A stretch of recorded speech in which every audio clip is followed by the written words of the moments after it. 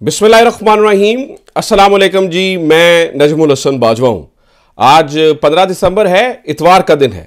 आज का दिन नाज़रीन किराम पाकिस्तान की मुक्तदरा के लिए थोड़ा परेशानी का दिन है, थोड़ा हैरानी का दिन है, क्योंकि ये महीना अगले 15, 20 दिन, 25 दिन बहुत इंपॉर्टेंट है मुक्तदरा के लिए। मुक्तदरा ने जो कुछ करना है इन्हीं 15, 20, 25 दिनों में करना है।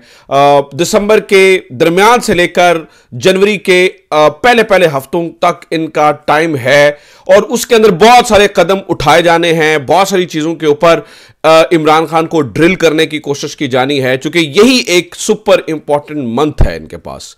लेकिन अब खबर यह है कि मुक्तदरा को थोड़ी सी परेशानी इसलिए लाहक होना शुरू हो चुकी है क्योंकि आलमी सतह पर भी गेम शुरू हो चुकी है।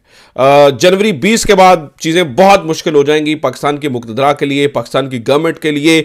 इमरान खान को नाहक जेल के अंदर रखना और तरह तरह की भांत भांत के झूठे मुकदमे करवाना, यह बहुत मुश्किल हो जाएगा। आज उसका पहला अमली मजहर हमने ये देख लिया है। आज वो जो ट्वीट वाली कहानी बताई जाती है ना, ट्वीट आ रही है, वो ट्वीट वाला शौक भी पूरा हो गया है। तो और मेरे ख्याल से आज ये पहला एपिसोड जारी हुआ है, पहला एपिसोड है अभी। असल जो समझ लीजिए टीजर का भी पहला एपिसोड है, अभी टीजर भी जारी नहीं हुआ। असल कहानी शुरू होगी 20 जनवरी के बाद। तो ऐसा क्या हुआ, आलमी सतह पर क्या ऐसी तब्दीली आ रही है, ये क्यों थोड़ा पाकिस्तानी मुक्तदरा के लिए थोड़ी परेशानी की खबरें हैं। इस महीने में पाकिस्तान की मुक्तदरा क्या करने का इरादा रखती है, ये महीना उनके लिए सुपर इंपॉर्टेंट क्यों है, इसके ऊपर बात करेंगे। इसके ऊपर कुछ चीज़ें हैं जो मैंने आपके सामने रखनी है। नंबर 2, नाज़रीन किराम, गवर्नमेंट के लिए कहना चाहिए नून लीग के लिए परेशान होने का वक्त आ चुका है, चूँकि अब काम पे टांग नहीं रही है बल्कि टांगों के नीचे से ज़मीन खींचने का वक्त हुआ जाता है। छुप छुप कर खामोशी से नून लीग से चोरी चोरी क्या फैसले हो चुके हैं और कैसे इस हुकूमत का इन्ना लिल्लाहि व इन्ना इलैहि राजिऊन हो रहा है, इसके ऊपर भी कुछ चीज़ें नाज़रीन किराम मैंने आपके साथ शेयर करनी है। और इसके अलावा 4 करोड़ 32 लाख सेकंड्स, इमरान खान के जेल के अंदर 4 करोड़ 32 लाख सेकंड्स का हिसाब किसने मांगा है और कौन कह रहा है कि भाई एक एक सेकंड हम ऐसे नहीं जाने देंगे, इसके ऊपर बात करेंगे। तो काफ़ी सारी खबरें हैं, काफ़ी सारी चीज़ें हैं, मैं कोशिश करता हूँ एक एक करके आपके सामने रखता चला जाऊँ। लेकिन सबसे पहले नाज़रीन किराम हम शुरू करेंगे, मैं जल्दी से, मुझे पता है मैंने जल्दी से वो उस इंपॉर्टेंट खबर पे आना है, लेकिन जो सबसे इंपॉर्टेंट आज जो अभी हैपनिंग हो रही है उसके ऊपर मैं थोड़ी सी बात कर लूँ, फिर हम आगे बढ़ते हैं। नाज़रीन किराम, आज शहदाए डी चौक के लिए कुरान खानी का एहतमाम किया गया और इस कुरान खानी के अंदर पेशावर के नारान बाग के अंदर बहुत बड़ी तादाद के अंदर लोग इकट्ठे हुए, कुल खानी की गई, कुरान खानी की गई, दुआएं की गई। लेकिन एक जो चीज़ मेरे लिए हैरान कुन थी नाज़रीन किराम, वो ये थी कि जो शहदा हुए, डी चौक के जो शहीद हैं, उनके ख़ानदानों ने वहाँ पर शिरकत की। कई लोगों के वालिदैन वहाँ पर आए, जिनके बेटे शहीद हो गए वो उनकी तस्वीरें उठा कर आए। तो कहने का मतलब है कि जिन्होंने अपने लाल दे दिए वो अभी भी इमरान खान से कमिटेड हैं। ये बात बड़ी अजीब है, ये इससे पहले हमने नहीं देखी है। वो कमिटेड है इमरान खान से और वो इमरान खान के साथ खड़े, आज ये हो गया। और फिर नाज़रीन किराम, अब इन शहीदों के साथ भी तहरीक इंसाफ करती हुई नजर आ रही है। इन्होंने बहुत ज़बरदस्त एक काम किया है, जो पहले दिन से हम कह रहे थे कि आप ये करने की ज़रूरत है। इन्होंने पूरी डॉक्यूमेंट्रीज, पहले इन्होंने गूगल ड्राइव के ऊपर एक डॉक्यूमेंट अपलोड किया था, अब इन्होंने पूरी वीडियोस बनाई हैं, पूरी डॉक्यूमेंट्री, हर एक शहीद की एक अलग से डॉक्यूमेंट्री है।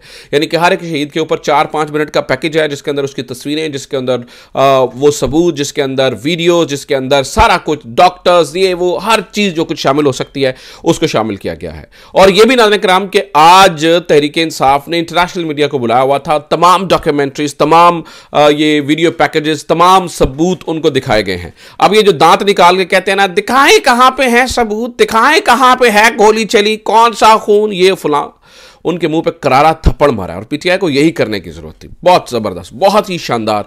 आज देखिए, शहीद जो चले गए दुनिया जहां से, वो तो वापस नहीं आ सकते हैं, लेकिन उनके साथ इंसाफ हो सकता है।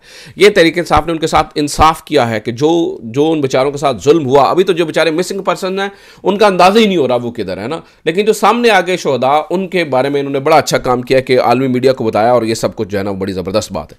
अच्छा नाज़रीन किराम, अब आ जाते हैं जरा अपनी मेन खबर के पास ऊपर। नाज़रीन किराम, हुआ ये है कि डोनाल्ड ट्रंप ने एक तैनाती की है और वो बहुत इंपॉर्टेंट तैनाती है।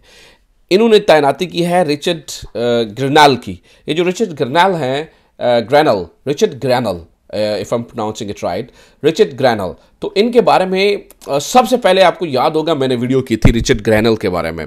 जब ब्लूमबर्ग ने वो आर्टिकल छापा था तो उसके साथ जो ही उनका ट्वीट आया था तो मैंने उनके बारे में तहकीक करके मेरे ख्याल से सबसे पहली वीडियो रिचर्ड ग्रैनल के बारे में मैंने की थी। और मैंने आपको बताया था कि ये ट्रंप की साबिक इंतजामिया के जो लोग हैं वो इमरान खान के हक में ट्वीट करना शुरू हो चुके हैं। तो रिचर्ड ग्रैनल ने लिखा था रिलीज इमरान खान, और उन्होंने एक और भी बड़ा जबरदस्त ट्वीट लिखा था, वो मैं आगे चल के आपको बताता हूं। लेकिन डोनाल्ड ट्रंप ने ये कितना इंपॉर्टेंट है और ये रिचर्ड ग्रैनल की क्या पोस्ट है और ये क्या इनकी तैनाती इतनी इंपॉर्टेंट क्यों है पाकिस्तान के लिए, ये जरा मैं आपको बताता हूं। लेकिन सुन लीजिए, रिचर्ड ग्रैनल, डोनाल्ड ट्रंप ने पोस्ट की और रिचर्ड ग्रैनल को उन्होंने अपना स्पेशल मिशंस के लिए प्रेसिडेंशियल एनवॉय बना दिया, यानी खसूसी मुहिम्मात के लिए, स्पेशल मिशंस के लिए जो प्रेसिडेंट के एनवॉय होंगे वो रिचर्ड ग्रैनल होंगे। और उन्होंने कहा जी वो दुनिया के मुख्तलिफ हॉटेस्ट स्पॉट्स के ऊपर काम करेंगे, जैसे कि वेनेजुएला, नॉर्थ कोरिया।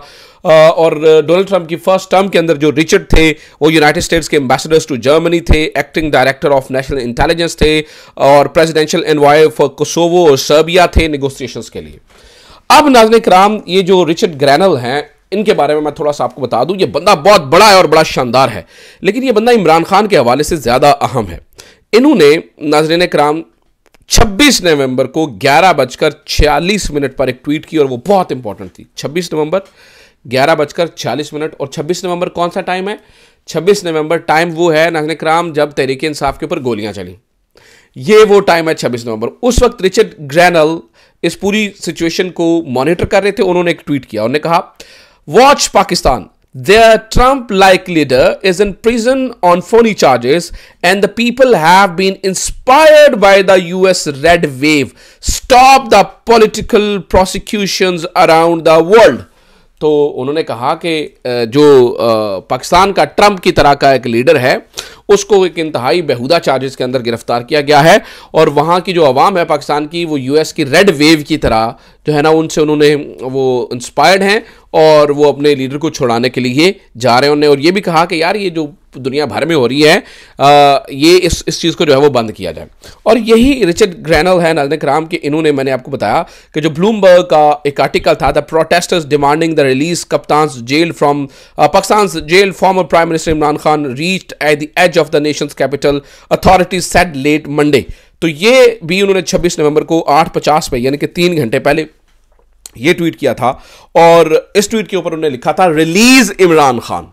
तो कहने का मतलब यह है कि नाज़रीन किराम अमरीकी इंतजामिया में अब ये जो बंदा रिचर्ड ग्रैनल है, और ये बहुत ही इंपॉर्टेंट जगह पे आ रहा है, यानी आप यूं समझ लीजिए पिछले टेन्योर के अंदर शायद ज़ल्मे खलीलज़ाद को इंपॉर्टेंस हासिल थी क्योंकि अफ़गानिस्तान वाला मामला देखना था, अभी यूक्रेन वाला मामला देखना है, ये वाले मामला देखना है। तो ऐसी सूरत हाल में ये जो रिचर्ड ग्रैनल हैं ये बहुत ही इंपॉर्टेंट एड होंगे डोनाल्ड ट्रंप की, और इंतहाई अहम किरदार अदा करेंगे। आलमी सतह पर क्या हो रहा है, आलमी सतह पर अमेरिका की क्या पॉलिसीज बनेगी, इसके अंदर बहुत बड़ा किरदार अदा करेंगे रिचर्ड ग्रैनल। अब ये रिचर्ड ग्रैनल नाज़रीन किराम इमरान खान के बारे में बजाते खुद ठीक ठाक लिख चुके हैं, बोल चुके हैं, कह चुके हैं। तो और वो बहुत पुरानी, मैं पिछले साल की बात नहीं बता रहा हूं, मैं ये 14-15-20 दिन की पहले बात बता रहा हूं। ये 14-15-20 दिन पहले रिचर्ड ग्रैनल लिख रहे हैं, और अब वही रिचर्ड ग्रैनल, और मैंने तब इनके पास कोई ओहदा नहीं था, मैंने आपको बताया था कि ये जो डोनाल्ड ट्रंप हैं इनको यूक्रेन वाले मामले के ऊपर लेंगे अपनी टीम के अंदर, क्योंकि ये काफ़ी ज़्यादा इसके ऊपर एक्सपर्टीज में इनकी, और रिचर्ड ग्रैनल ने काफ़ी अपने आप को माजी के अंदर प्रूव भी किया है, तो ये इसके अंदर ये कर सकते हैं। तो ये नाज़रीन किराम एक बहुत ही इंपॉर्टेंट, बहुत ही अहम और बड़ा ही एक, आप यूँ समझ लीजिए कि ज़बरदस्त कदम उठा लिया गया है, और मुझे लगता है कि इससे पाकिस्तान की मुक़्तदरा थोड़ी सी परेशान भी होगी, और पाकिस्तान की मुक़्तदरा को थोड़ा सा इस बारे परेशानी हुई होगी, क्योंकि आहिस्ता आहिस्ता देखिए पहले भी ट्रंप की इंतज़ामिया के अंदर जो है वो कोई पाकिस्तान के मुक़्तदरा को अच्छे लगने वाले लोग नहीं है। खैर वो तो पाकिस्तान के लिए भी थोड़े से मुश्किल साबित होंगे ना, जैसे मैंने आपको बताया था तुलसी गैबर्ड है, जैसे और 2-3 लोग बहुत इंपॉर्टेंट मैंने बताया था, 3 खास तौर पे बंदों के बारे में मैंने आपको बताया था।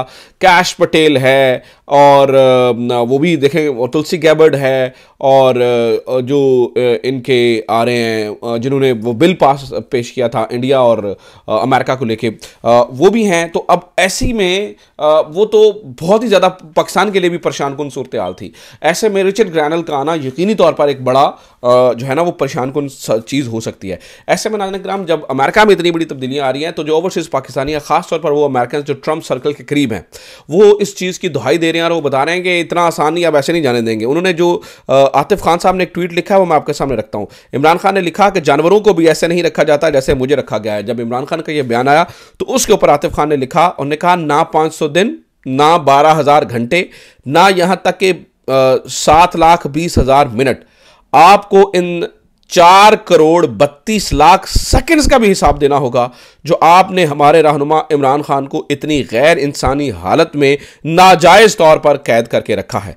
तो पीटीआई का ये जो लोग हैं वो नाज़रीन किराम कुछ और कहानी बताते हुए नज़र आ रहे हैं, और वो बता रहे हैं जो ख़ास तौर पर अमरीकी सर्कल के करीब हैं, वो बता रहे हैं कि भाई तैयार हो जाएं, आया जाए गौरी, कुछ इस तरह की सिचुएशन जो है ना वो वहाँ से बता रहे हैं। सो लेट्स सी वहाँ से जो है ना वो क्या होता है। लेकिन ये महीना बहुत इंपॉर्टेंट है नाज़रीन किराम। आज 15 दिसंबर है।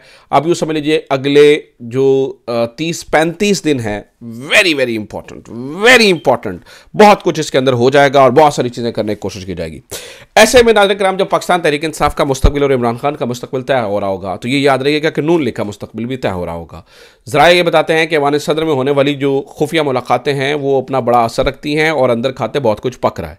इसी के ऊपर अनीक नाजी साहब ने एक वीडियो किया है, उसमें वो ये बताते हैं कि नून लीग का वो हशर होने वाला है जो मुशर्रफ के बाद, और ये अनीक नाजी बहुत करीब, आप यूँ समझ लीजिए अनीक नाजी बहुत करीब हैं पाकिस्तान मुस्लिम लीग नून के हक़ की बात करते हैं और बड़ा डंके से बात करते हैं।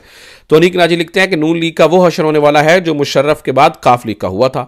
अगर आज इलेक्शन हो जाए तो नून लीग का टिकट लेने वाला कोई नहीं होगा, और अगर कोई टिकट लेकर गया तो वो भी उसके वोट छोड़िए उसकी सलामती का ख्याल रखना पड़ेगा जो नून लीग की टिकट लेकर जाएगा।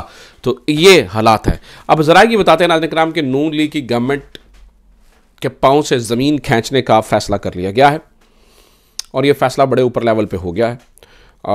इसके बारे में मैंने काफ़ी दिनों से आपको पहले भी बता रहा हूँ और अभी भी आपको ख़बरदार कर रहा हूँ। जो आपको ये कहे नहीं नहीं ऐसा कोई गल नहीं है, उसको कहिए थोड़े दिन इंतज़ार कर ले और आप देखेंगे। बल्कि बताने वाले तो ये भी बताते हैं, कुछ जर्नलिस्ट ये कहते हैं कि भाई देखिए वो उधर पीपल्स पार्टी के लिए उनके वालिद जो है ना बिलावल के मैदान में आए हुए हैं, या आपके यहाँ पर जो नवाज शरीफ साहब हैं वो अपने भाई का साथ उस तरह से नहीं दे रहे हैं। तो ये कहानी है। सो देखते हैं आगे सिचुएशन क्या जाती है। अपना ख्याल रखिए। खुदा हाफिज़। पाकिस्तान जिंदाबाद।